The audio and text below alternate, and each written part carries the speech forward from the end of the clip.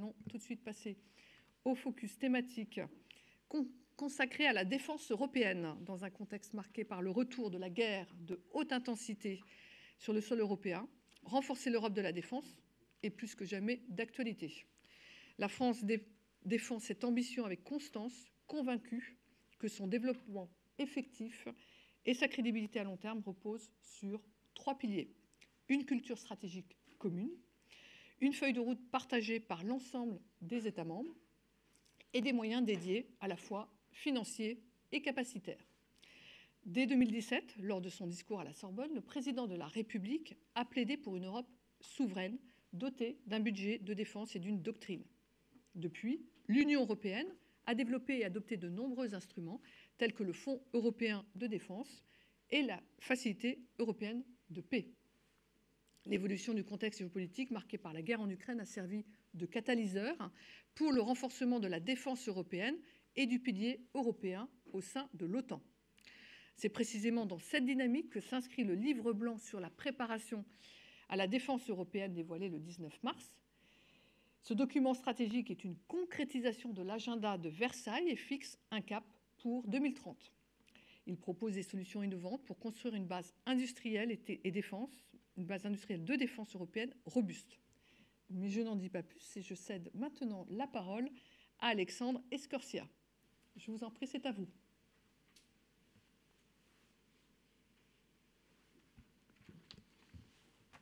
Merci beaucoup, Madame la déléguée, pour cette introduction et pour l'occasion qui m'est ici donnée de m'adresser à vous. Bonjour à toutes et à tous. C'est évidemment un sujet de grande actualité que vous avez choisi d'évoquer aujourd'hui, et d'actualité, j'allais dire, brûlante. Mais vous nous invitez, et vous avez raison, à prendre un petit peu de recul. Et ça sera en réalité mon premier point. Les efforts en faveur de la capacité des Européens à faire davantage pour leur propre défense sont en réalité, vous avez parlé de constance, une constante de la politique européenne de la France, et ce depuis de longues années. Comme vous le savez, c'est en fait un agenda porté de longue date par notre pays. Sans remonter trop loin, vous vous souvenez que dans les années 1990, et suite au traité de Maastricht, avait été mise en place la politique européenne de sécurité et de défense, renommée depuis politique de sécurité et de défense commune, d'ailleurs sur la base d'un accord franco-britannique à l'époque, l'accord de Saint-Malo de 1998. Et à l'époque, il y avait une répartition des tâches, au fond, assez naturelle entre l'OTAN et l'Union européenne. À l'OTAN, la défense collective du continent européen et l'expéditionnaire lourd, du type Afghanistan, d'ailleurs relié historiquement à l'article 5, mais hors zone, et à l'Union européenne, la gestion de crise dans le voisinage immédiat, avec des opérations d'ampleur, d'ambition et de niveau de danger plus limités. L'Union européenne, à l'époque, n'intervenant que très peu en appui direct des efforts de l'OTAN pour la défense collective. Ce qu'on a connu effectivement, et comme le disait Madame Pénichou, c'est une accélération de la priorité donnée à la capacité des Européens à renforcer leurs propres outils de défense. Vous avez parlé du discours de la Sorbonne, dite 1, parce qu'il y en a eu un après, mais en 2017, avec les concepts, vous avez évoqué aussi, d'autonomie stratégique, de souveraineté européenne, concept très discuté à l'époque, mais qui était là pour ça également, mais qui depuis, on le voit, s'impose dans les faits, dans les débats, ont été d'ailleurs adoptés au niveau de l'Union européenne et, de fait, structure le débat. Il n'y a pas eu que des paroles, il y a eu aussi des actes, et à partir de 2017, le développement sous forte impulsion française d'outils pour produire davantage en européen, avec bien sûr le Fonds européen de défense doté de 8 milliards d'euros sur 7 ans, l'instrument dit ASAP doté de 500 millions d'euros, d'autres instruments pour produire en commun et l'instrument à venir dit EDIP, European Defence Industry Plan, qui devrait doter d'un montant de 1,5 milliard d'euros pour les perspectives financières actuelles, avec plus à venir avec un autre instrument. La lecture seule de ces chiffres, plus ce qui vient ensuite, j'y reviendrai, avec les propositions dans le cadre du livre blanc et du plan Rearm Europe, suffisent à démontrer le saut quantique, on parle de 800 milliards désormais, je vous ai lu des chiffres beaucoup moins élevés, suffisent à démontrer le saut quantique que connaît actuellement la défense européenne, et y compris la question du financement de la défense européenne. Et ce qui est important aussi, c'est de montrer qu'il s'agit de gérer le cycle, tout le cycle capacitaire de la recherche et développement, c'est ce à quoi s'attelle le Fonds européen de défense, à la production en commun entre Européens et aux acquisitions conjointes, et ensuite au déploiement des différentes capacités. Et je reviendrai sur les défis, mais c'est bien la philosophie qui anime ces différentes initiatives depuis 2016-2017, et en particulier depuis 2017. Il y a eu aussi, comme vous le savez, une adaptation des structures européennes, développement, montée en puissance de la compétence du Service européen d'action extérieure, initialement confiné plutôt à la gestion des crises dans la logique que je vous ai décrite des années 1990, et qui est davantage monté en compétence sur les questions de sécurité et de défense de manière générale au service des États membres, mais également, bien sûr, montée en puissance de la Commission avec la création de la Direction générale Défense, Industrie et Espace, la DG DEFIS, et la mise en place, dans cette période législative actuelle, du commissaire européen à la défense et à l'espace.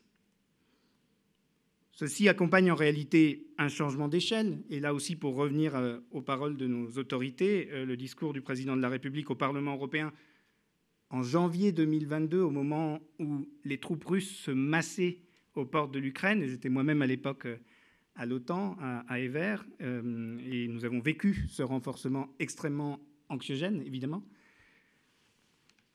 sous présidence française du Conseil de l'Union européenne. Et à ce moment-là, le président de la République au Parlement européen a prononcé un discours important où il a parlé, là encore, de souveraineté, mais aussi de nécessité de réarmement européen. Il était l'un des premiers, en réalité, à ce niveau, à utiliser ce terme, qui, vous le voyez bien aujourd'hui, a été repris puisque le plan s'appelle justement Rearm Europe. Dans certains pays, il peut avoir des connotations plus ou moins positives, plus ou moins anxiogène pour les opinions publiques, mais en réalité, il dit bien ce qu'il veut dire, et il nous paraît le terme vraiment pertinent, car il s'agit d'un réarmement non seulement capacitaire, non seulement industriel, il s'agit aussi d'un réarmement moral et intellectuel.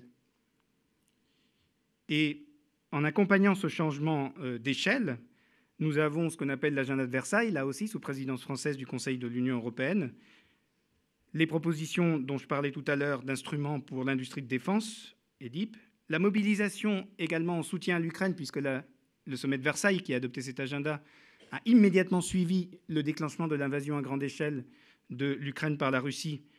La mobilisation d'instruments qui n'étaient pas faits pour ce pourquoi ils ont été mobilisés, donc avec un certain pragmatisme, une certaine réactivité au niveau européen, notamment la Facilité européenne de paix qui a été mobilisée pour du soutien létal à l'Ukraine, ce pourquoi elle n'était pas faite, donc en montrant une capacité, encore une fois, de mobilisation et de flexibilité, mais aussi des paquets successifs de sanctions qui sont d'une grande importance, et on le voit bien aujourd'hui, dans la capacité à entraver l'effort de guerre russe, la question des avoirs gelés et de l'utilisation des intérêts en particulier, mais aussi le renforcement d'outils de défense de la démocratie au niveau européen, et ce qui prend acte du fait que, en réalité, le champ de bataille est aussi informationnel, est aussi lié à nos valeurs et est aussi lié à cette question précisément du réarmement moral.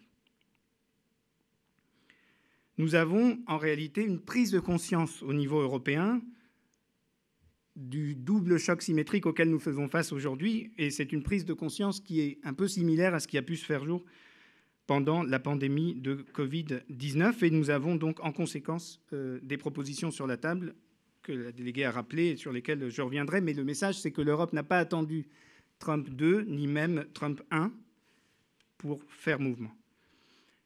Alors aujourd'hui, nous sommes plus de 3 ans après l'invasion à large échelle de l'Ukraine, et nous vivons évidemment 2 évolutions majeures, et cette semaine a permis de bien mettre ça en valeur. La première, c'est que nous ne sommes pas en guerre, mais ce n'est plus tout à fait la même paix non plus.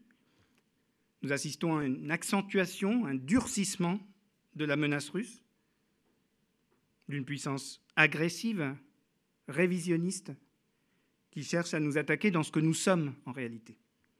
et dans nos valeurs également, et dans nos points de vulnérabilité. Deuxième évolution notable, bien sûr, c'est l'évolution de la solidarité, de la nature de la solidarité stratégique de notre allié américain. C'est une évolution qui n'est pas nouvelle. Il y a une continuité dans le fond, sinon sur la forme, mais avec aujourd'hui une inflexion dans la méthode et dans le ton. Toutefois, il est important de noter que les États-Unis sont nos alliés et nous sommes les alliés des États-Unis. Et qu'est-ce qu'un bon allié ? Un bon allié est un allié qui évite de poser des dilemmes stratégiques à ses alliés. C'est pourquoi nous pensons qu'il est nécessaire d'avoir avec les États-Unis la discussion de manière posée et raisonnée sur l'avenir du soutien américain, de la présence et de la posture américaine en Europe. Il faut le faire de manière ordonnée et concertée en utilisant les cadres prévus à cet effet et notamment l'Organisation du traité de l'Atlantique Nord, dont je rappelle qu'elle n'est pas seulement le principal outil pour la défense collective et pour l'organisation de la défense du continent européen, mais qu'elle est aussi le forum privilégié pour les échanges, la concertation, l'action et la décision sur toute question liée à la sécurité euro-atlantique et transatlantique. Je ne fais là que réciter du langage agréé de l'OTAN, comme on dit, mais qui est en fait extrêmement pertinent aujourd'hui. Vous le voyez bien. Les canaux de dialogue, de communication avec les États-Unis, que ce soit à titre bilatéral ou au sein de l'OTAN, qui rassemble justement tous les alliés et les États-Unis d'Amérique, sont ouverts. Ils sont ouverts à très haut niveau, et vous le savez, le nombre de discussions, conversations téléphoniques entre le président de la République et Donald Trump est impressionnant. Ils sont ouverts au niveau ministériel également, et ils sont ouverts à nos niveaux également avec nos homologues du Pentagone. Et nous avons des échanges, comme on dit en diplomatie, francs et confiants. Deuxième point, le renforcement de la défense européenne passe aujourd'hui par le renforcement des outils de défense nationaux et par la capacité à faire plus et mieux ensemble. Il s'agit d'un réarmement d'abord industriel et capacitaire, et nous avons parlé des propositions du Livre blanc. Le Livre blanc a pour grand mérite d'identifier des domaines capacitaires prioritaires sur lesquels les États européens doivent avancer de concert. Et ça tombe bien parce qu'ils sont, ces domaines, pour la plupart, également des domaines de grande dépendance vis-à-vis des États-Unis d'Amérique, aujourd'hui sur le continent européen, et pour la sécurité du continent européen. Ces domaines sont au nombre de 7. Nous avons la défense aérienne et antimissile, l'artillerie, y compris les frappes à longue portée, les munitions et les missiles, les drones et les systèmes contre-drones, la mobilité militaire, l'intelligence artificielle, le quantique, le cyber, nouvelles technologies, disons, et en dernier, les facilitateurs stratégiques, ce qu'on appelle les facilitateurs stratégiques, les enablers en bon français, et la protection des infrastructures critiques. Ce sont des domaines cruciaux. Ils ne sont pas sortis de nulle part.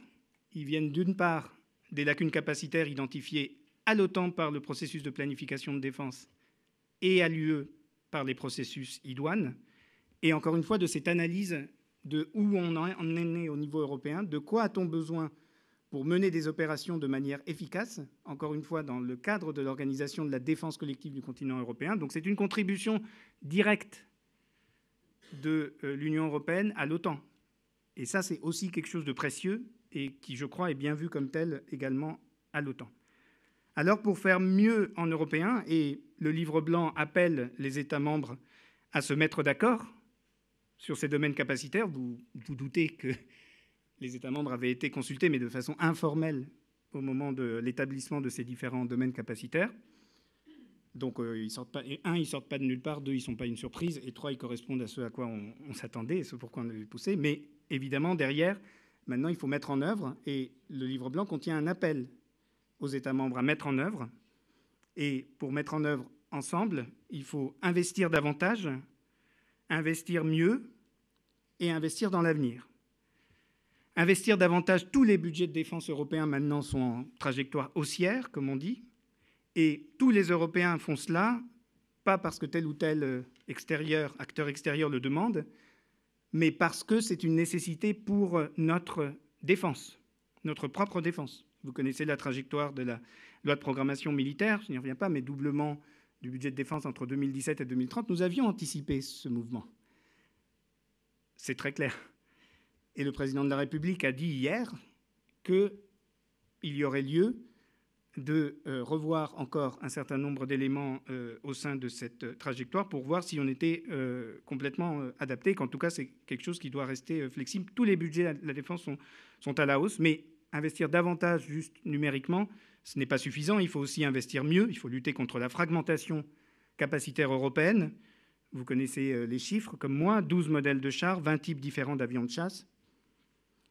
Et être capable de produire davantage en européen pour investir davantage en européen, c'est faire baisser ce ratio aujourd'hui de 78% des capacités qui sont acquises hors de l'Union européenne par les États européens. Et puis investir dans l'avenir, et c'est pour ça qu'un certain nombre des domaines du livre blanc sont directement liés à cette question des technologies d'avenir, c'est ne pas rater les virages technologiques, et c'est ne pas accentuer le découplage, ou chercher en tout cas à contenir le découplage possible, toujours possible, entre une machine technologique américaine extrêmement performante et nos propres systèmes de défense, car il importe, et c'est un point essentiel que nous portons également dans l'agenda bilatéral franco-américain, il importe de rester interopérable avec nos alliés américains, et y compris alors qu'eux investissent, eux avancent, et nous devons avancer également.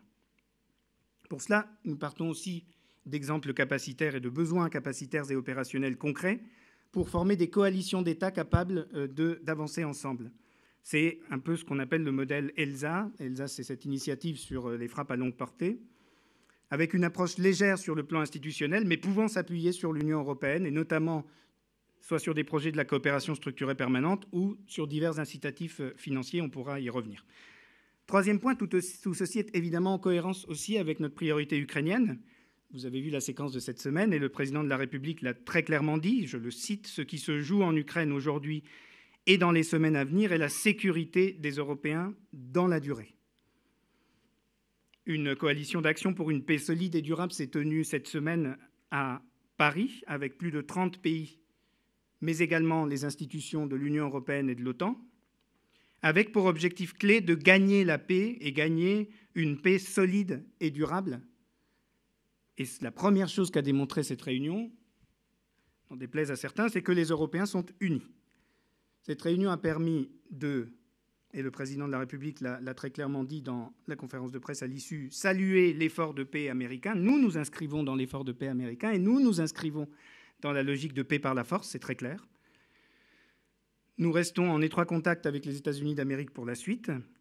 Et, le président de la République l'a dit, nous devons continuer à contrer les contre-vérités russes. Par exemple, sur la mer Noire, sur les produits agricoles. Le président a donné cet exemple. Percer à jour la tactique russe, exposer, et c'est le mérite aussi des propositions américaines et de l'approche américaine, exposer le double jeu russe. La Russie fait mine de vouloir la paix tout en poursuivant la guerre. Alors, pour avancer, le président de la République a identifié 4 éléments clés. D'abord, le soutien à court terme à l'armée ukrainienne pour préparer la paix et renforcer la main de l'Ukraine dans les négociations, d'où l'annonce de 2 milliards supplémentaires d'aide militaire bilatérale à l'Ukraine. Deuxièmement, la question du cessez-le-feu, qui doit être dans les airs, en mer et sur les infrastructures civiles, qui actuellement n'est pas matérialisé, comme vous le savez. Il y aura là, je paraphrase le président, 2 sujets, surveiller le respect du cessez-le-feu à court terme une fois qu'il sera établi et mettre en place des mécanismes de plus long terme une fois la paix signée. Et ça, c'est en réalité une responsabilité collective de la communauté internationale. Et puis, il y a une responsabilité proprement européenne. C'est la question des garanties de sécurité pour s'assurer que l'Ukraine ne subit pas de nouvelles agressions de la part de la Russie. Il y a 3 axes de travail qui sont évidemment complémentaires. Le premier, c'est une armée ukrainienne forte et bien équipée, car c'est la première garantie de sécurité, c'est ce que rappellent nos autorités, c'est ce que dit le ministre de longue date. Et c'est un point sur lequel tout le monde est d'accord. Il y a unanimité là-dessus. J'étais moi-même d'ailleurs en même temps à une réunion en Allemagne de haut niveau sur l'Ukraine, où nous sommes arrivés au même moment, aux mêmes conclusions. Donc il y a accord absolu de tout le monde là-dessus. Une armée ukrainienne forte et bien équipée est la première garantie de sécurité. Et évidemment, quand on dit ça, et quand on dit qu'il y a unanimité autour de la table des Européens pour cela, ce n'est pas anodin au vu du fait que l'une des premières et constantes demandes de la Russie, et d'ailleurs depuis avant 2021, j'étais à l'OTAN, on a reçu les projets de soi-disant traité de la Russie, c'est une démilitarisation de l'Ukraine. C'est que l'armée ukrainienne ne soit ni forte, ni bien équipée, ni capable de se défendre, évidemment. Donc c'est quand même quelque chose de fort de dire ça et de mettre derrière des moyens et des propositions concrètes. C'est une question de format. Quelle est la taille, nombre de soldats, quelle armée de terre, quelle marine, quelle armée de l'air. C'est une question de capacité nécessaire dans la durée et c'est une question d'interopérabilité qui est au fond un sujet de soutenabilité. Tout ça se planifie, y compris pour donner de la visibilité à l'Ukraine et pour se donner de la visibilité à nous-mêmes. Et puis, comme on dit dans ce ministère, pour envoyer un signal stratégique, pour montrer à la Russie que nous n'accepterons pas une démilitarisation de l'Ukraine et que nous agissons concrètement pour éviter ce scénario. Le deuxième élément souligné par le président de la République, ce sont bien les forces de réassurance pour le jour d'après. Il a bien souligné qu'il s'agissait d'un sujet de plus long terme. Il a également marqué qu'il ne s'agissait pas de forces au contact, qu'il ne s'agirait pas d'interposition ni d'observation du cessez-le-feu, qu'on ne parle pas d'une opération de maintien de la paix européenne et on ne parle pas de se substituer aux forces armées ukrainiennes. Ce dont on parle, ce sont des forces de soutien, de réassurance et de dissuasion. Dissuasion au sens large, otanien.